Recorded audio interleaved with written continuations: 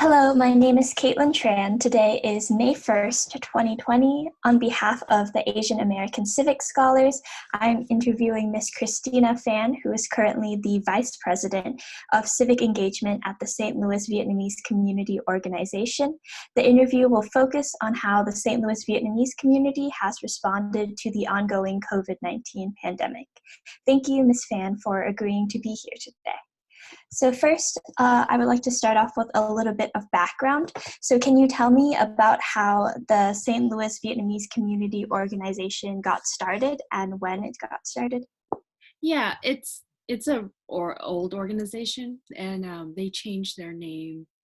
I want to say about 2-3 years ago to St. Louis Vietnamese Community. St. Louis, yeah, St. Louis Vietnamese Community because it reflects really the area and our community. So they've been around for quite some time. They started off where it was a group of people who wanted to get together and kind of help out the community. And so that's kind of where it started off. And when Chris Lee took office in 2019, she made some changes in the structure, changed up the board members so that each board VP kind of had a role and they were focusing on different areas. So the organization started doing COVID-19 stuff when we were kind of issued the stay-at-home order, maybe a little before then, when they heard that there were a lot of protective gear shortages. They started, a lot of the members in the community started sewing homemade masks and collecting mask, alcohol, hand sanitizer from nail salons and some of the businesses that had some of this material so that we can donate it to hospitals, nursing homes, St. Louis County government in terms of the various departments, the St. Louis County Public Health Department, and St. Louis City Police. So we have donated over 5,000 homemade masks sewn by members in our community who have volunteered and have bought a lot of this material to sew. And the donations that were given, countless amount of masks that are used in nail salons. I want to say maybe close to 6,000 of those. And then I want to say probably over 10 boxes or 20 boxes of alcohol and hand sanitizer, probably a handful, but they've been collecting for the last 2 months and handing them out to various healthcare facilities in the county. And it was a lot of work. It wasn't just the St. Louis Vietnamese community. It was everybody in the Vietnamese community helping out, and the organization was just helping coordinating all of that. What previous projects has the organization worked on in the past? So I personally, prior to being on board, had kind of helped with trying to get the word out to get the Vietnamese community more actively engaged in the sense of getting them out to vote or registering them. I haven't done a lot yet. Let me rephrase it. I'll back up a little bit. So we started last year, and one of the things I kind of worked on with Chris was reaching out to the various council members and having her get a resolution for the South Vietnam flag, kind of to honor some of our members in our community. And I've also helped her reach out to the various elected officials to kind of build a relationship. And I explained to her the benefits of doing all of that to encourage a relationship, but more importantly, so that we know when there are resources out there, we are the first to kind of know, and we can utilize some of the resources that are provided to the government. Sorry. How long have you been a part of the organization for? I was on the board for the last president, which was 3 years, 2017, but I wasn't as active as this board. So I've been on and off for about 4 years now almost. What are the goals of the organization and what do you aim to achieve? I The organization actually doesn't civically, they don't know exactly what they want to do. I'm the one that's supposed to navigate all of that, because I used to work in the county. I was director of constituent services, and my goal is actually to fill a void that they have in the county. There's not enough Asian representation there, and we are not actively engaged. And so I would like to have more of this Vietnamese community be involved locally, talking to local elected officials so that they know that we exist and really to have a voice in county government. I was the only Asian American in the county executive's office, and I'd like to see someone there, or I'd like to see more of a Asian American voice. And so I'm encouraging some of our members to be more active in the sense of building relationships with elected officials, so that it helps benefit our community. And now is a really important time, considering that with COVID-19, there's a lot of problems across the board, and our community will be having issues, and we need to make sure we have a voice at the local level. How do you feel that the local government has responded to the St. Louis Vietnamese community reaching out? Like, for example, when you asked for the South Vietnam flag to be recognized? That was pretty easy because I had a relationship with the council members, and I just sent out a simple email saying, um, "Hi, Councilwoman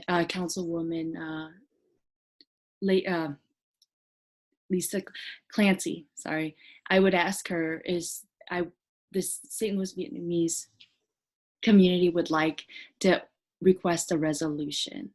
And they responded pretty quickly, and they asked us about the details of the resolution. They issued it. So I didn't have a hard time at all. It was actually really easy because I knew the right person to reach out to, or the various the legislative bodies what I reached out to, but I knew who to reach out to. So I think that if we're more engaged, it becomes a lot easier because you know who to call and you know how to navigate. Yeah, so moving to COVID-19, how has the pandemic affected the Vietnamese community in particular? It's impacted us a lot in a lot of ways. A lot of the our community are in the service industry, and with the stay-at-home order, everybody's been forced to kind of stay at home. And so a lot of problems such as how am I going to get any type of income?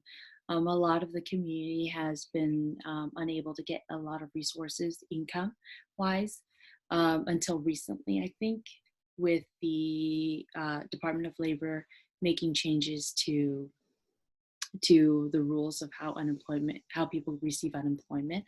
But it has impacted the community a lot. A lot have been unemployed, a lot have just been worried. And then when they go back to work, there's going to be a lot of different issues with health and just, how do I make this work for me and my family now? Because it's changed a lot.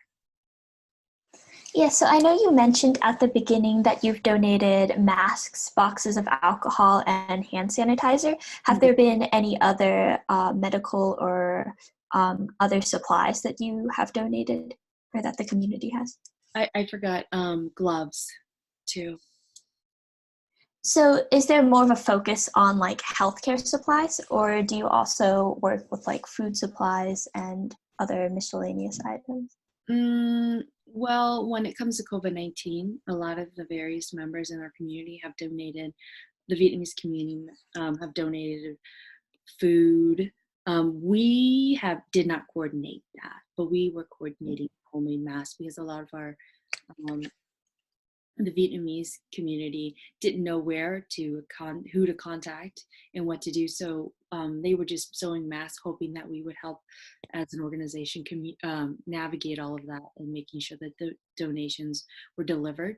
And when we started delivering our first or second batch to, I think, BJC, the community started seeing that we were being a little more active. So they stepped up and they started making more homemade masks so that we can deliver them to various healthcare facilities. And when we were noticing that there was a need at nursing homes, because they weren't giving any to nursing homes and more to hospitals, we started shifting our focus to nursing homes. And then when we heard the county wasn't getting any mask for themselves and they needed it, we sent some to them. We also sent them to the police departments and first responders because we were told they were also not getting any protective gears. So we try to meet those needs as best we can with the limited resources we have. How did the logistics of the donation work? So did these different organizations or facilities reach out to the St. Louis Vietnamese community organization, or did you kind of reach out to them? And how did the delivery process go? So they did not reach out to us. They had in the beginning, nobody really knew. And so what the organization did a lot of is we were very close with most of the community. So we all talked to one another and we reached out individually, and then eventually became a group effort. And we kind of clumped together and as a community, as an organization, just said we are organizing it on behalf of the people that were making the donations, and we made sure we tagged them. But it really just kind of came together where we started posting on Facebook that we were just picking up mass donations, and then we were gathering all of this, and everybody kind of pitched in the beginning. And when we started posting and sending more deliveries, people started coming together more. So it was one of those where, let's see how far we're going to get. We started posting on Facebook and everybody responded positively. And what made the St. Louis Vietnamese community decide to help out with the specific issue of the healthcare supply shortage? We kind of didn't. Our volunteers within the community were like, we want to sew masks. So I'm sorry, Chris Lee, our president, just was like, okay, if you sew them, we'll reach out to whoever we need to. And so that's kind of how it started, where our volunteers decided what they wanted and what they had. And we worked with what they had and worked around those. How were you able to access like the alcohol and the hand sanitizer, or were they just general shipments placed? No.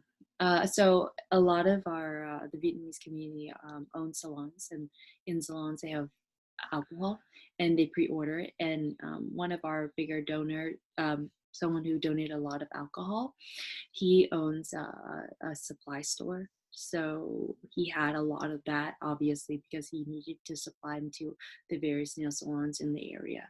So instead of saving it up to sell, they took it up and they just donated it because there was a need.